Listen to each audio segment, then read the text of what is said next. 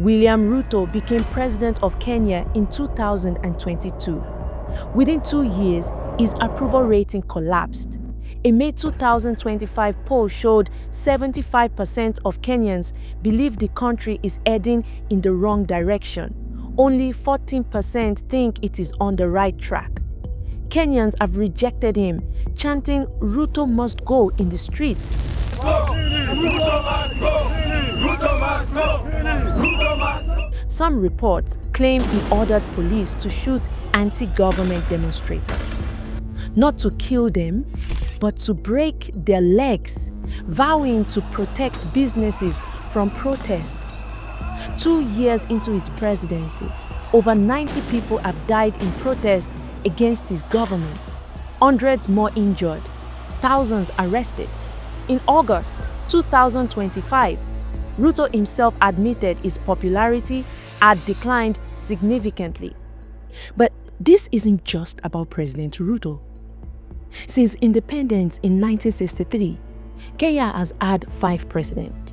Every single one promised change. Every single one delivered more of the same.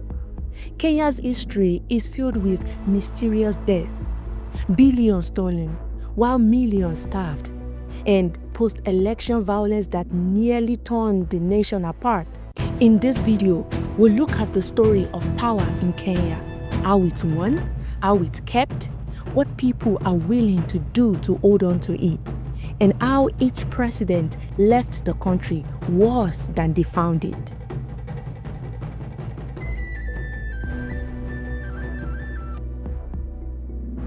December 12, 1963.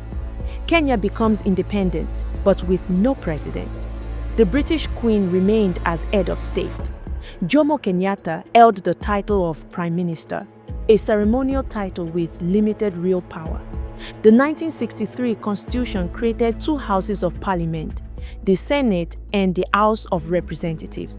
The system was designed to protect power from concentrating in one group or tribe. That system lasted 12 months. In 1964, constitutional amendments merged both chambers into one. Kenya became a republic. Kenyatta transformed from prime minister to president, concentrating all executive power in one position.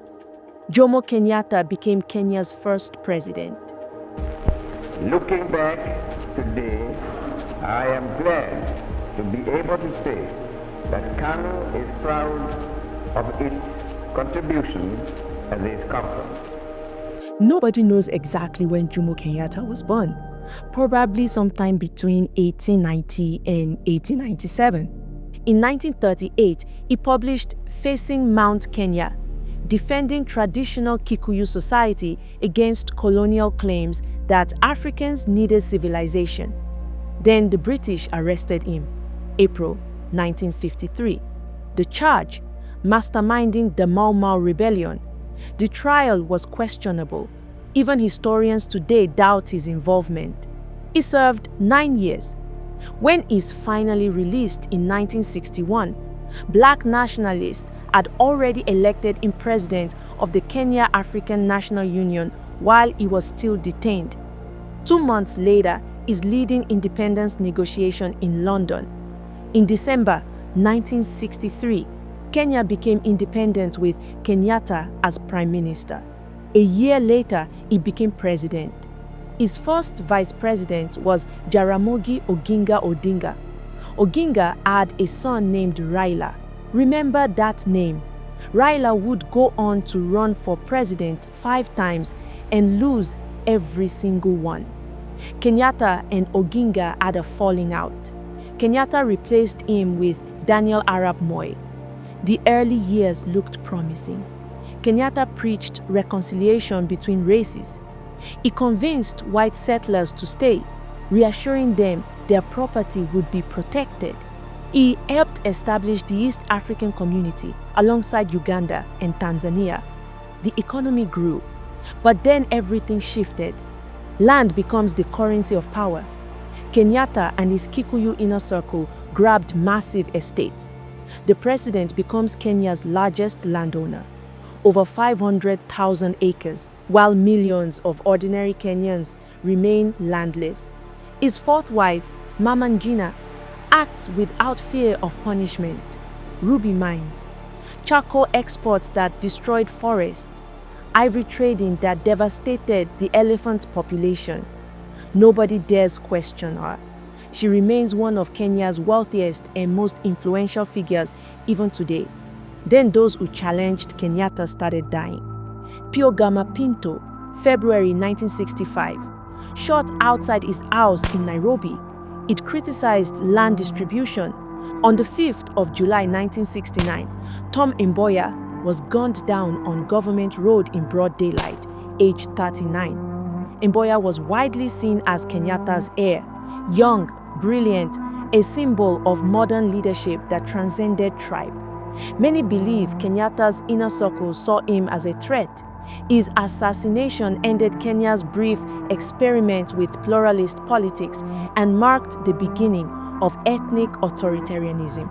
Josiah Mwangi Kariuki, March 1975, a former Mau Mau fighter turned populist MP. He famously said, "It is morally unacceptable to have a Kenya of 10 millionaires and 10 million beggars." On March 2, 1975, he disappeared from the Hilton Hotel in Nairobi. 10 days later, his body was found in Nong Forest, hands chopped off, eyes gouged out, face burned with acid, shot multiple times, 3 prominent critics, 3 unsolved murders, all during Kenyatta's presidency. Meanwhile, by 1968, Kenyatta's health was already deteriorating. From 1968 onwards, Kenyatta was no longer the same man. Heart failing, vision deteriorating, blackouts lasting days. But discussing this was forbidden. In 1976, Attorney General Charles Nyonjo pushed through a law making it treason to even imagine the president's death. The penalty was death.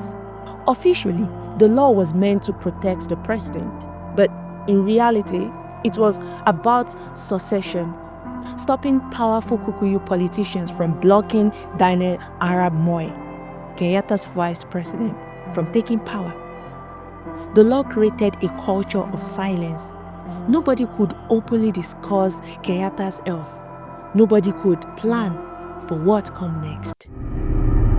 On August 22, 1978, Jomo Kenyatta died at State House, Mombasa.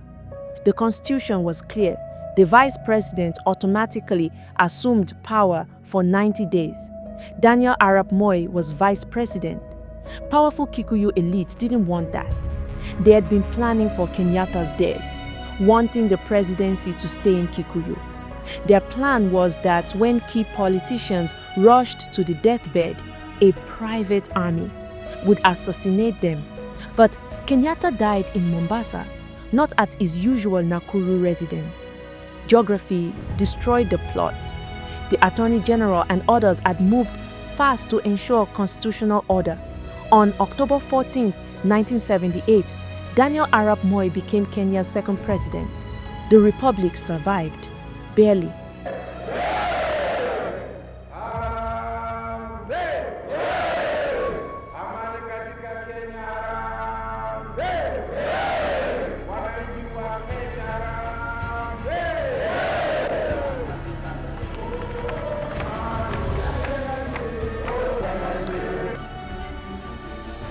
At first, Moi seemed different, a humble teacher's son from the Rift Valley, not a Kikuyu elite. He visited rural villages, introduced free milk for school children, and freed 26 Kenyatta-era political prisoners. He promised to continue Kenyatta's legacy. That promise lasted less than 4 years. August 1st, 1982, Sunday morning at 3 a.m., Kenya Air Force officer Ezekiah Ochuka staged a coup. By 6 a.m., they'd seized the radio station. Ochuka announced Moi's government had fallen. He declared himself head of state. The coup was chaotic and poorly planned. By noon, government forces crushed it. 159 people died.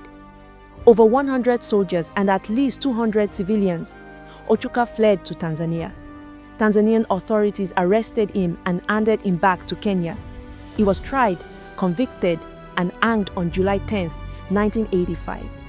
11 others were executed alongside him. They remain the last people legally executed in Kenya. Over 900 were jailed. Some spent years in detention without trial. The coup attempt gave Mwai the excuse he needed. He blamed the opposition. Oginga Odinga, remember him? Kenyatta's first vice president? And his son Raila was accused of financing the plotters and detained. Raila was tortured in Nyayo House basement, beatings, solitary confinement, psychological torture that would fuel his lifelong opposition to Moi's regime. Just weeks before the coup, Moi had made Kenya officially a one-party state. Now, it tightened the grip. Detention without trial became routine. University lecturers, journalists, lawyers, anyone questioning the government disappeared. Well, President Daniel Moi is dead, but I'll never forgive him at all. Not even a single day. Because we really asked him to apologize to the nation. Kenya's best and brightest flee abroad. Moi practiced ethnic favoritism openly, appointing Kalenjin people throughout the government and military. He systematically dismantled Kenyatta's Kikuyu networks, replacing them with his own. The pattern continued. New president, new ethnic group in power, old elites pushed out. Like those before him, Moi's government was massively corrupt. The Goldenberg scandal alone cost Kenya over $600 million, 10% of annual GDP. A businessman named Kamles Patni, with ties to Moi's circle, convinced the government to fund gold and diamond exports, with a 35% subsidy plus 20% foreign exchange bonus. The catch? Kenya produced almost no gold or diamonds. The exports were either fake or smuggled gold from Congo. The central bank printed billions of shillings, targeting massive inflation. Ordinary Kenyans watched their savings evaporate. When investigations began, Patton named dozens of senior officials who had received bribes. Nobody was ever prosecuted. The scandal files mysteriously disappeared from the government office. By the late 1990s, Kenya's economy was in ruins. There was little to no growth. Infrastructure crumbled. Schools lacked supplies. International pressure finally forced change. In 1991, Western donors froze aid until Moi restored multi-party democracy. He reluctantly agreed, but he didn't go quietly. He won the 1992 and 1997 elections through manipulation, vote buying, and ethnic mobilization. By 2002, the constitution banned Moi from running again. Some of his supporters pushed to amend the constitution so he could run for a third term. Moi refused, but he wanted to control who came next. He chose Uhuru Kenyatta, Jomo's son, as his successor. Uhuru lost decisively to Mwai Kibaki. Kenyans were desperate for change. On December 30th, 2002, after 24 years in power, Moi handed over peacefully. That peaceful transfer remains his only real achievement. By the time he left office, the Moi family had accumulated over $3 billion. Na wale wanaosema asante waseme, wale ambao hawana la kusema Mwai Kibaki was brilliant. First-class honors from the London School of Economics. He had served as finance minister, health minister, vice president under both Kenyatta and Moi. In 2002, Kenyans believed he could fix everything. But his path to power begins with betrayal. By 2002, Raila Odinga, Oginga's son, remember him, had joined the Kenya African National Union, Moi's party, hoping to become Moi's successor. When the Kenya African National Union needed a presidential candidate, Raila expected to be picked. Mwai chose Uhuru instead. Raila walked out, forming the Liberal Democratic Party. He approached Kibaki, who led smaller opposition parties. Together, they created the National Rainbow Coalition. Kibaki and Raila signed a deal. If they won, they'd share power. A new constitution would create a prime minister position. For Raila, with executive authority, cabinet positions would be split equally. Kibaki won with 62%. Kenyans danced in the street. Then Kibaki broke his promise. He appointed a cabinet dominated by his Mount Kenya region, the Kikuyu Heartland. Efforts to change the constitution went nowhere. Raila got sidelined, given ceremonial positions without real power. By 2005, tensions exploded. A constitutional referendum was scheduled. Kibaki's draft constitution didn't create the prime minister position he'd promised. More than that, it kept executive power concentrated in the presidency. Exactly what Kibaki wanted and exactly what Raila had fought against. Raila campaigned against it using an orange as his symbol. Kibaki's side used a banana. Raila's orange movement won decisively. Kenyans rejected Kibaki's constitution. The next morning, Kibaki fired every minister who had campaigned against him. Raila and his allies were out. The battle lines were drawn for 2007. Now, before we continue, I made a full video about Raila Odinga's story. If you want the full picture from his side of the story, the link is in the description.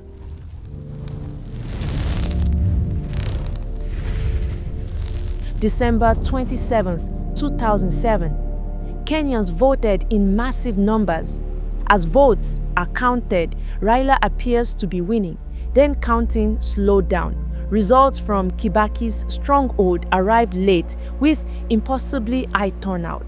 Electoral officials contradicted each other. On December 30th, late evening, Electoral Commission chairman declared Kibaki winner by 232,000 votes, less than a 2% margin. Within an hour, Kibaki was sworn in at the State House. The ceremony happened with minimal press. No international observers were invited. Kenya exploded. In Nairobi, protesters filled the streets. Police opened fire with live ammunition. In Kisumu, Raila's stronghold, demonstrators burned tires and blocked roads. Security forces responded with bullets. But the worst violence erupted in the Rift Valley. New Year's Day 2008, Kiamba village near Eldoret. A mob attacked a church where 200 Kikuyu families have taken refuge. They locked the doors and set the building on fire. 50 people burned to death, including infants. The violence spread. Kikuyu communities were targeted in areas where they were minorities. Payback for decades of economic dominance. Luo and Kalenjin communities faced revenge attacks in Central Province. Gangs roamed with machetes. Houses burned. Women were raped. The killing continued for 59 days. Over 1,133 people died. More than 600,000 Kenyans are forcibly displaced. At least 900 documented sexual violence cases. The real number likely much higher. These 59 days became known as the 2007-2008 post-election violence, the worst crisis in Kenya's history since independence. And it's why the International Criminal Court would eventually come calling. Former UN Secretary General Kofi Annan arrived to mediate. For days, he negotiated between the two sides. Finally, February 28, 2008, both sides signed the National Accord and Reconciliation Act. Kibaki remained president. Raila became prime minister, a position created specifically for this agreement. The cabinet would include 42 ministers and 50 assistant ministers, carefully balanced across ethnic lines and political parties. It was costly, but was the only way to stop the killing.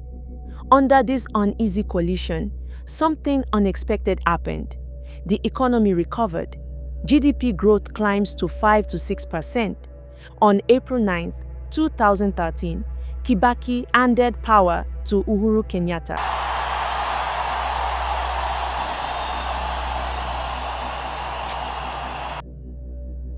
Now, Uhuru Kenyatta never wanted to be president. At least that's what people close to him claimed. Born into wealth as Jomo's son, he had lived comfortably. Politics found him, not the other way around. Mwai pushed him into the 2002 race. He lost badly, getting only 31% against Kibaki's 62%. He became leader of opposition in parliament. In 2005, he allied with Raila against Kibaki's constitution. In 2007, he dropped his own presidential ambitions and backed Kibaki. After 2007-2008 violence, he became Deputy Prime Minister and Minister of Finance in the coalition government. Then, in December 2010, the International Criminal Court named 6 individuals suspected of bearing the greatest responsibility for the 2007 post-election violence. Uhuru Kenyatta was on that list. Prosecutors claimed he had organized, financed, and coordinated attacks by the Mungiki, a banned Kikuyu gang that killed over 160 people in Nakuru and Naivasha during the 2007 violence. In 2012, Uhuru formed the National Alliance and made a surprising alliance with William Ruto, another person charged by the International Criminal Court, accused of organizing violence against Kikuyu communities during the same 2007 crisis. 2 men charged with orchestrating ethnic violence against each other's communities joined forces. Uhuru for president, Ruto for deputy president. Their campaign was brilliant. They reframed the ICC as colonial interference, Europeans dictating to Africans. The message resonated. March 4th, 2013. Uhuru won with 50.07%, barely avoiding a runoff.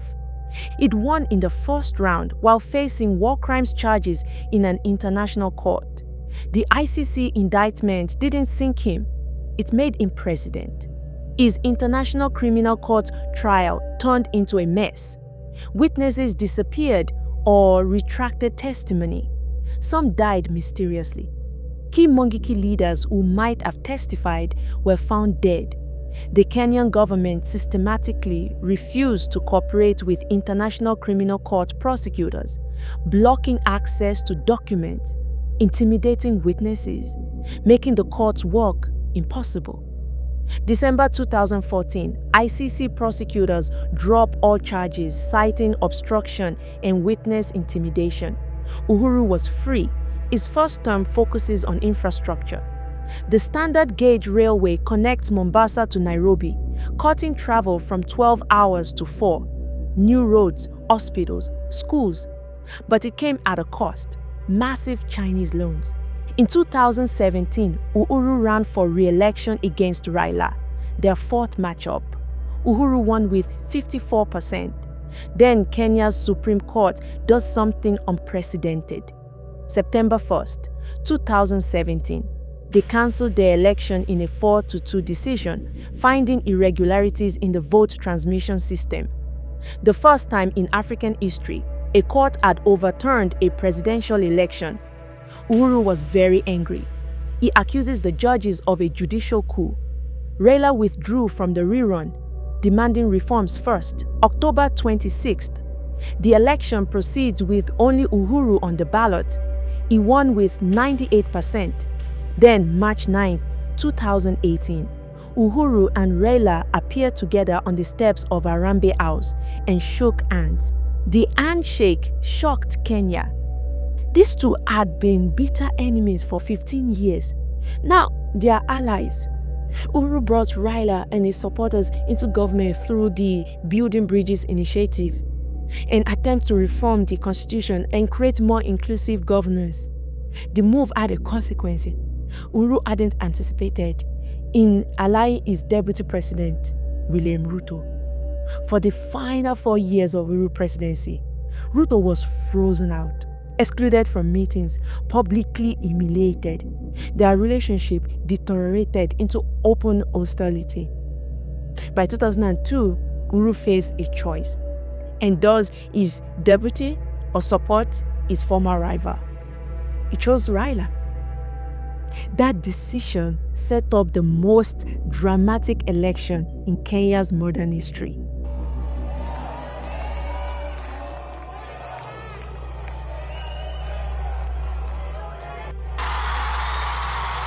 William Ruto's story is different. He wasn't born into political royalty like Uhuru. He wasn't educated at elite British universities like Kibaki. His father was a small-scale farmer in the Rift Valley. Ruto sold chickens by the roadside to pay for school, or so the story goes. The truth is more complicated. Ruto entered politics young, backing Daniel Arap Moi in the 1990s. He built the youth movement that helped mobilize support for Moi's regime. By his 30s, he'd accumulated significant wealth that raised questions given his modest government salary. By 2010, he owned multiple properties and had business interests worth millions. After the 2007-2008 violence, the ICC charged him with organizing attacks against Kikuyu communities in the Rift Valley. The prosecution claimed he used youth gangs and coordinated violence that killed over 1,000 people. His trial collapsed in 2016 when witnesses changed their stories or went missing. Ruto's partnership with Uhuru, two people charged by the ICC running together, shocked many, but it worked. After winning in 2013, they governed together for a decade. Then came the Handshake in 2018. When Uhuru reconciled with Raila, Ruto found himself sidelined. Cabinet meetings happened without him. Government appointments went to Raila's allies. Uhuru's administration started investigating Ruto's wealth and business dealings.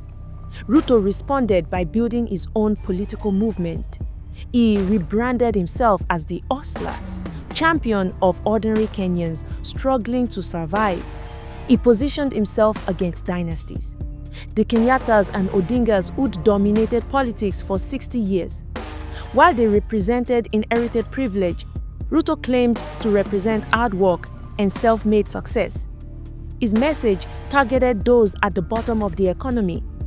The 2022 election became dynasties versus hustlers. Raila had Uhuru's full support, government resources, and the political establishment behind him. At 77 years old, this was Raila's fifth attempt at the presidency, almost certainly his last chance. While Ruto had grassroots mobilization and populist anger, on August 9, 2022, Kenyans they voted. The results were very close. Ruto 50.49%, Raila 48.85%. Raila challenged the result at the Supreme Court. On October 5th, the court upheld Ruto's victory unanimously. On September 13, 2022, William Ruto became Kenya's fifth president.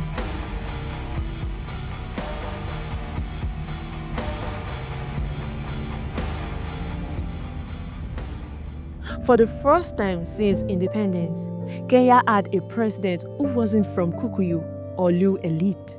Ruto began with ambitious promises: bottom-up economy, support for small businesses, the Ursula Fund, affordable credit for ordinary Kenyans, agricultural revival.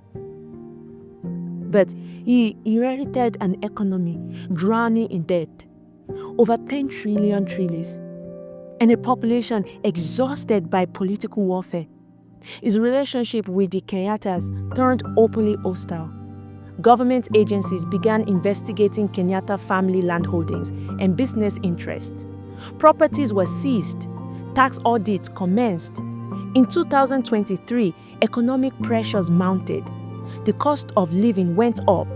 Ruto's government, facing pressure from the IMF to service debts, introduced new taxes. Fuel prices jumped. Food became more expensive. Then June 2024, Ruto's government proposed the Finance Bill, introducing new taxes on bread, cooking oil, sanitary products, and mobile money transfers. Treasury officials argued these taxes were necessary to service Kenya's massive debt. Young Kenyans had heard enough. What began as protest against tax increases evolved into something unprecedented.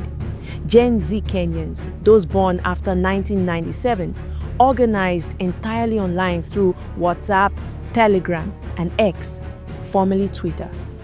No political party controlled them. No traditional leaders spoke for them. They rejected the entire system. On June 25, 2024, protesters stormed Parliament. Parts of the building burned. Police responded with live ammunition. At least 16 people died that day. Over 400 were injured.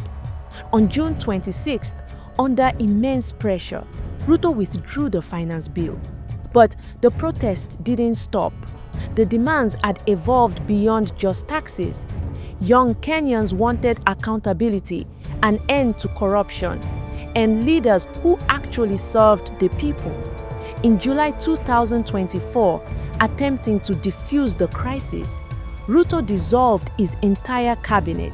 He then formed a broad-based government that included 5 members of Raila's ODM party and several opposition figures.